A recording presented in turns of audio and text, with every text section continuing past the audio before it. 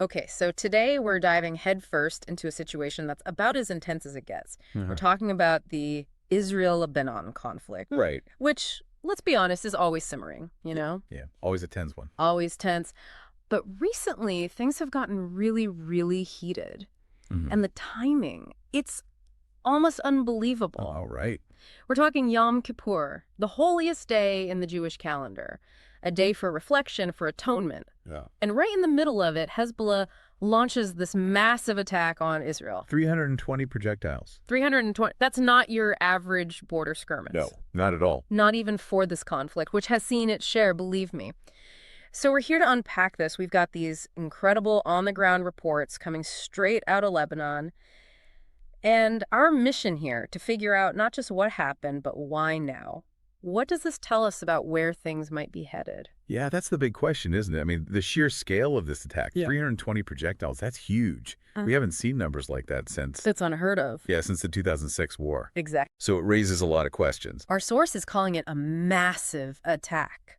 No mincing words. Right. And it makes you think, Yom Kippur. I mean, that can't be a coincidence. It feels deliberate, like a choice. Absolutely. It's a day when Israel, historically, has been seen as vulnerable. Right. Everyone's at temple. It's a time for Reflection? Yeah. Yeah. Not exactly on high alert. And Hezbollah knows that. So it makes you wonder if they were trying to exploit that. Or maybe it's about sending a message. a message. Yeah. Show of force. And speaking of, you know how we talk about this tit for tat thing, this back and forth that defines so much of the conflict? Our source pointed out a pattern, and it is chilling, like scarily precise.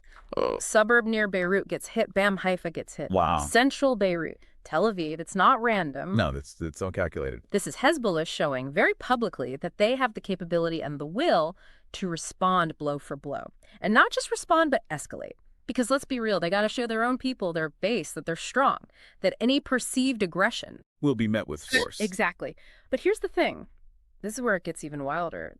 He actually uses the word precursor. A precursor. Okay. Like these rocket attacks. Just the beginning. No, that is a scary thought. Precursor to what, though? That's what we need to figure out. That's the million-dollar question, right? I mean, what's the end game here? Larger ground offensive?